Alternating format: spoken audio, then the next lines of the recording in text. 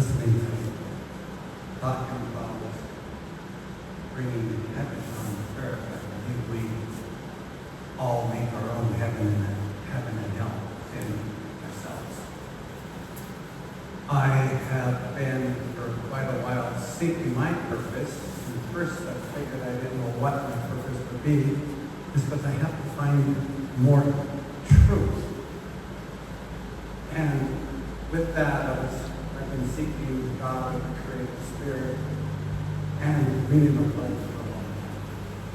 Through my research and studying, I've come across so many things that I have been told that was the truth, and that was the story. And I found them to be false. And so, my question goes back, my mentor is Jesus, but the question is that I'm wondering, it doesn't seem to make sense to me about about Judas and Jesus. Was Judas a traitor, Satan-inspired, darkness, or was he actually a very good friend of Jesus and doing exactly what Jesus and the creative spirit of God wanted him to do, for Jesus to be able to get his point across of love and forgiveness for the rest of the world? So again, my question is was Judas a traitor, or was he actually a very, very good friend of Jesus and doing what Jesus wanted?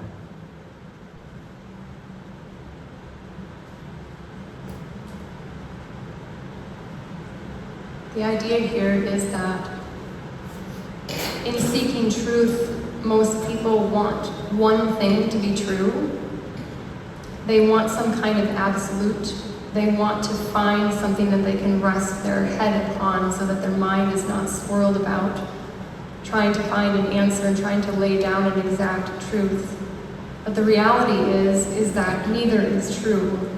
You can both be a traitor and a friend to somebody, because who of us is perfect in being a friend? Whether it is large or whether it is small, there are always parts of us that betray other parts of us. And when we say we are a friend to another, what we are saying, we are a friend to ourselves, because we are all one. There is no separation. You all view yourself as separate, as the God force, if you want to call it that, comes in to each individual being. You see yourself as separate beings, but you're not. It's just a perception for this time. And so when Judas and Jesus were together, there were two things going on at one time. He both betrayed Jesus and was a deep friend of Jesus. This is the paradox of living. And this word is somewhat of a theme, interestingly, for this year, in the sense of us all seeking and knowing what truth really is. And when you dig to the deeper levels of what truth really is, you begin to find that there is no one singular thing that you can rest your head upon. And often this is where the mind gets afraid. Because when you can't rest upon something that is absolute, it begins to search and grapple for something and begins to feel frustrated and upset. Give us a moment, there's more.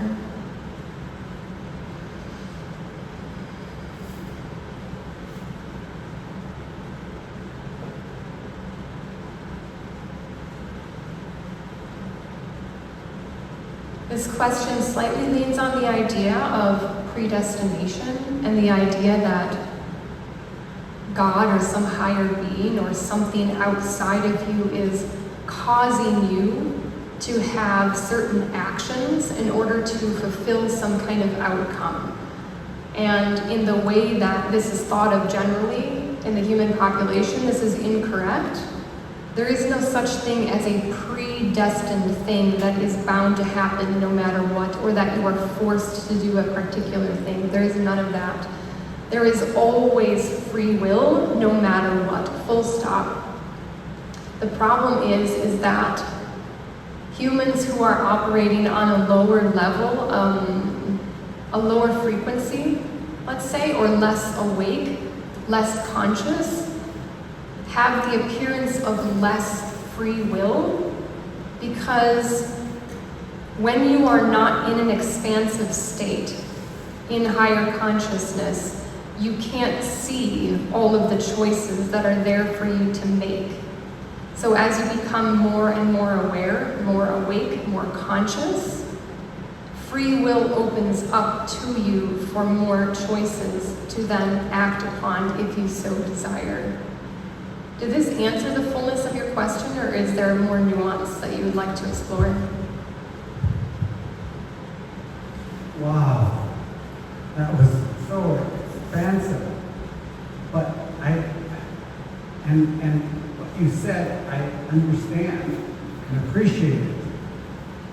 But the question isn't really answered, because I guess what I was looking for was that all the different things that we have been told in the past, and read different things. There's so many things that I have come across that aren't true. And you just can't tell me whether or not that is so. What I read about Judas, that it is or is not true, and it was because of the fact that maybe it was false. Yes, because there is no truth that can be told about that, because he loved Jesus dearly. He was Jesus's friend. That was not a lie, that was true. But in a moment of mental weakness, emotional weakness, a feeling of being scared for his life, Judas decided that he would betray Jesus. And because he was greedy for certain things. But this does not take away his love and his kinship with Jesus. And this is no different from anyone, any human being. We are not perfect in our human bodies.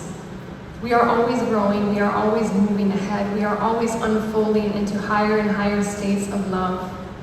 That is what this is all about, higher and higher states of love. So if you are asking specifically which was true, both were true of Judas. He was both a friend and a betrayer of Jesus, just like every single human being is at one time or another to their most dear loved one. Thank you.